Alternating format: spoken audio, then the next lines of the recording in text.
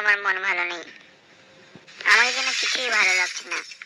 যাই টিভি দেখি, টিভি দেখলে যদি মনটা ভালো লাগে। হ্যাঁ এইবার ঠিক আছে, দেখি টিভিটা কি হচ্ছে চ্যানেলে।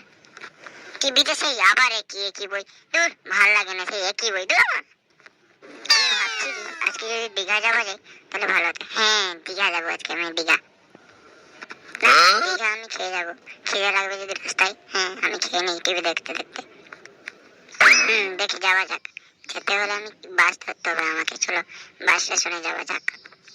বাসের সম্বন্ধে তো জানা নেই, কটার সময় কি বাস আছে। হ্যাঁ যা হবে দেখা যাবে, স্টেশনে কারোকে দেখলে জিজ্ঞেস করে নেবো, চলে যাওয়া যাক। হ্যাঁ বাস স্টেশনে পৌঁছে গেল, এই তো এই লোকটা বসে আছে, তাকে জিজ্ঞেস করি। হ্যালো এখানকার দীঘা যাবার বাসটা কটার সময় যায় কি? বলছি তোমার বাড়ি কোথায়, কোথা থেকে এসছো তুমি? আমার ঘর খিয়াপুর। সে যাই হোক, তুমি দীঘা যাবে তো?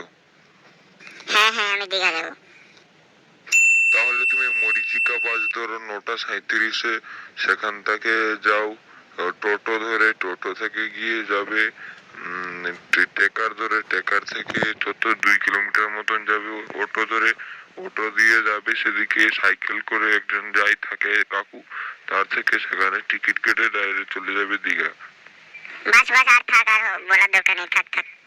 বলছি এটা একটু শর্টকাটে বলা যায় না? তাহলে তুমি সেগুনি বাস ধরো, সেগুনি থেকে যাও উত্তমপুর, উত্তমপুর থেকে সেখানে যাবে কোলাবাগান, কোলাবাগান থেকে এই দিঘিবাছি, দিঘিবাছি থেকে দীঘা, দীঘা থেকে যাবে হোটেলে। একটু স্টেশন পার করতে তো আমার 1 বছর কেটে যাবে, বাপরে বাপ। দেখি মন্টি তুই এখানে, তুই তো পাগলখানা থেকে বেরিয়ে চলে এসেছিস। চল পাগলখানায় আবার চল। সরি, কিছু খারাপ মনে করবি না। এ কি মানে, আমি তো তখন থেকে পাগলের সঙ্গে কথা বলছিলাম, মানে আমার পুরো দিনটাই খারাপ, ভালো লাগছে না।